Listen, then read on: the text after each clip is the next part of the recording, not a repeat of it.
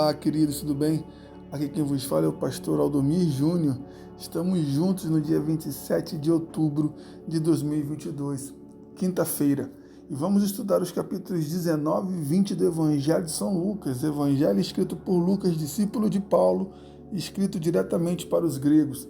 E vamos juntos no nosso plano bíblico de leitura anual, lápis e caneta na mão.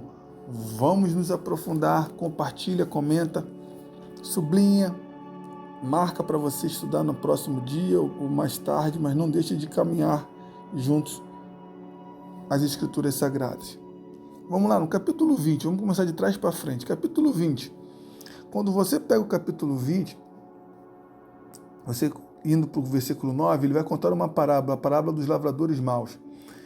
Certo homem plantou uma vinha. Esse certo homem que plantou a vinha é Deus. Quando você lê, é Deus.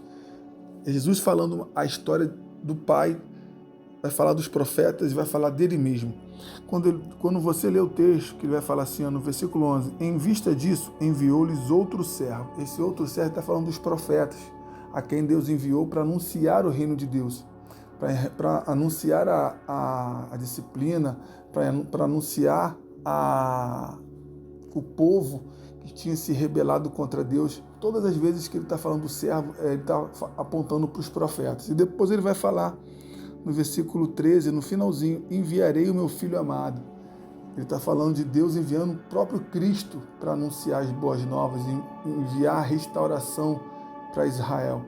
Depois você vai ver que Deus trará juízo para aqueles que o rejeitaram. Uma mensagem escatológica. Isso aqui fala sobre toda a linha do tempo, né? A linha do tempo da humanidade. Isso aqui é profundo demais. Teria que ter muito mais tempo para a gente falar sobre detalhes aqui.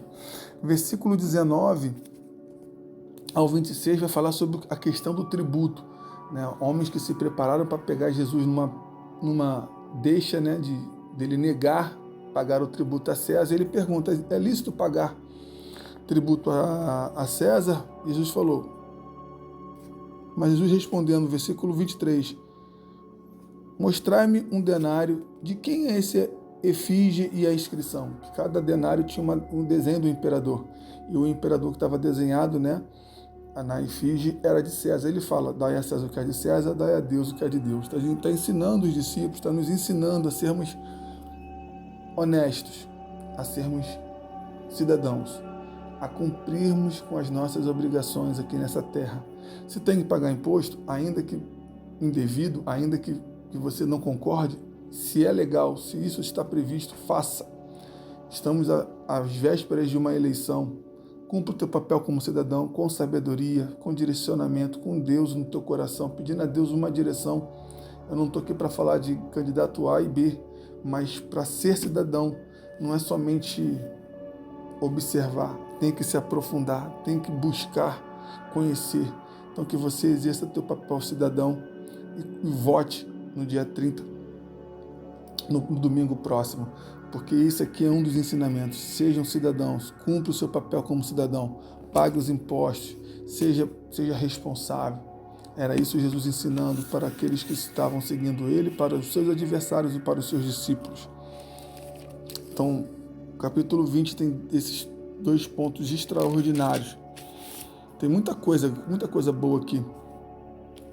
Vai ver no capítulo 19, Jesus falando sobre a parábola das 10 minas, né? É muito parecida com a parábola dos talentos. Tu vai ver a entrada triunfal de Jesus em Jerusalém, ele chorando, né? Quando ele chega na porta de Jerusalém, sobe no jumentinho, ele chora por Jerusalém, porque Jerusalém vai abandoná-lo, vai condená-lo, o povo vai falar Barrabás e crucifique, e vai falar que o sangue deste inocente cai sobre nós e sobre nossos filhos. Então, é Jesus olhando isso, ele purifica o templo, né, no versículo 45 do capítulo 19, que ele vai falar que a minha casa é casa de oração. Isso traz muito para os dias de hoje. O evangelho parece que se perdeu um pouco, virou muito mercado da fé, né? E depois no versículo 47, 48, ele ensinando no templo, mostrando a sabedoria que era notório na vida de Jesus. Mas eu quero refletir, para finalizar o nosso devocional, no capítulo 19, versículo 3. Vamos pensar aqui, ó. Zaqueu era publicano e ele era um dos maiorais e ainda era muito rico por desviar recursos, era corrupto. O versículo 3 diz que Zaqueu procurava ver quem era Jesus, mas não podia por causa da multidão. Eu não quero nem olhar para a estatura de Zaqueu. Eu quero pensar que nós não podemos estar nessa multidão. Nós não podemos esconder Jesus. Claro que ninguém consegue escondê-lo. Jesus ele é o sol da manhã, ele é o sol da justiça, ele é a luz da aurora. Mas fazendo uma análise mais fria, no seu trabalho, você não pode esconder Jesus. Dentro da sua casa, você não pode esconder Jesus. Dentro do seu trabalho, dentro da sua faculdade, dentro do ônibus, do metrô, você não pode esconder Jesus. Como é que eu escondo Jesus? Como é que eu dificulto as pessoas verem Jesus? Como essa multidão estava dificultando Zaqueu enxergar e ver.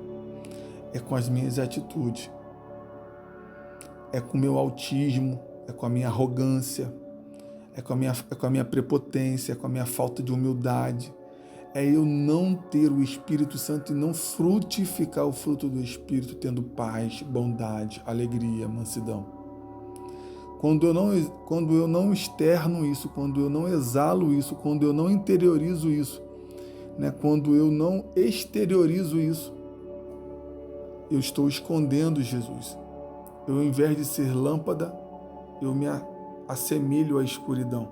Ao invés de eu ser luz, eu contribuo para a escuridão. Então, que você, neste devocional, que possamos juntos entender que nós não podemos ser igual a essa multidão que atrapalhava Zaqueu de olhar para Jesus, de enxergar Jesus, de ver Jesus, mas pelo contrário, que nós possamos tirar todas as dificuldades para que todos possam ver Jesus, porque é Ele que é o Redentor, Ele é o Salvador, é Ele que veio redimir a humanidade perdida.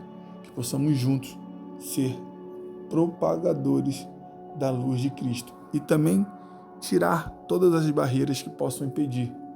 E se essas barreiras estiverem em nós, que possamos juntos tirar para que o Senhor cresça e que eu e você venhamos diminuir para que outros enxerguem o que nós já vimos, que Jesus é o único caminho, Ele é a salvação, Ele é o refúgio, Ele é a fortaleza, Ele é o Senhor, Ele é o amigo, Ele é o pastor, Ele é o socorro bem presente.